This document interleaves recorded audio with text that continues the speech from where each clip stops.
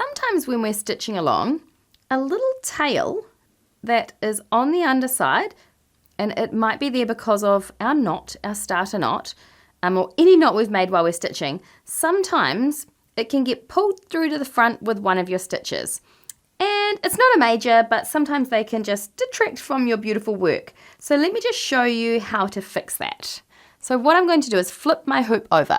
Okay, and once I've flipped my hoop over, I'm just going to have a look at where my starter knot was so I know where all the tails are. And then I can see, oh look, they had just snuck over there and ducked in with one of the stitches. So you just find where the threads are and use your needle, the blunt end of your needle, just to pop them out.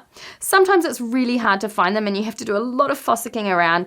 And if it's too tricky, don't worry. I'm sure no one will notice the tail, but that is a quick way just to flip your hoop over, find it and flick it out. And that's a quick way to fix it.